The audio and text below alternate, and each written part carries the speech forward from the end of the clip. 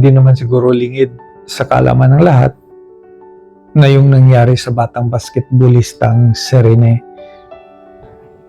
Ako lang ba yung nakakaramdam ng parang ang bigat sa loob, masakit sa damdamin, pag nakikita yung kanyang mga video sa social media, especially sa Facebook at sa TikTok?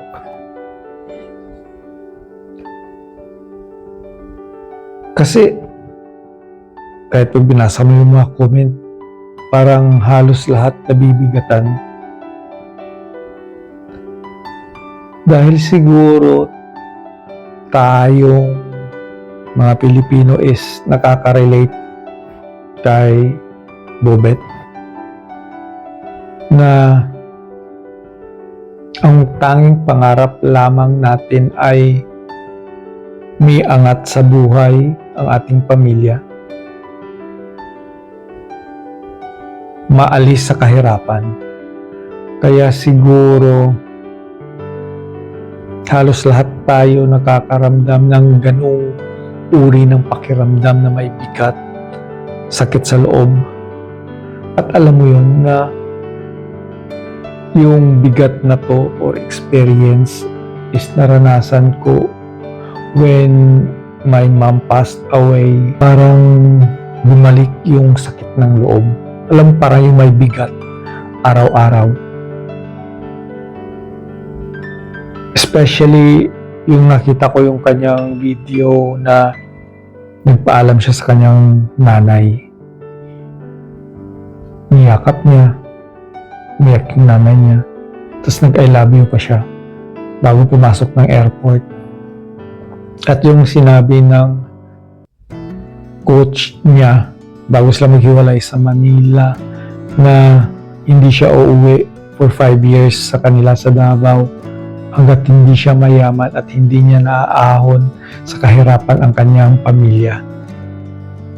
Siguro lahat tayong mga Pilipino is nakaka-relate sa part na yon. At malaki talaga ang panghihinayang natin sa talento ng batang ito na si Rene.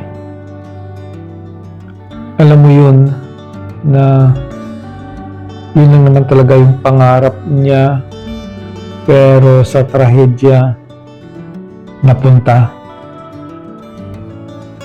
And I think Rene deserve the justice na kailangan, na nararapat para sa kanya dahil sa sobrang bait ng batang ito. Alam mo yun, pag nakakita ko yung mga past interview niya, pag tinatanong siya kung ano yung pangarap mo, ang lagi niyang sinasabi is maging successful para maiahon sa kahirapan yung kanyang pamilya.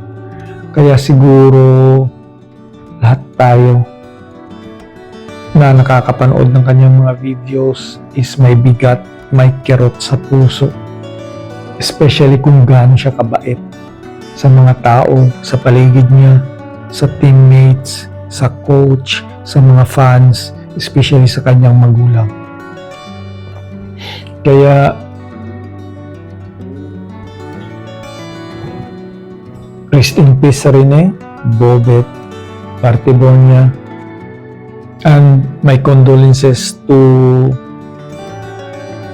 his family. Magpakatatag lang kayo, and nakikiisa kami sa inyo na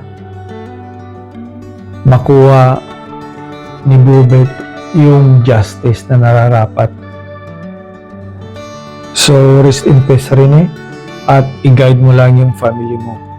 Tulungan mo sila na maabot ang kanilang mga pangarap. Ako si Rene Clerc Materbonia, usa ka proud Agusanon athlete, and I believe talents and hard work can open doors to greater opportunity.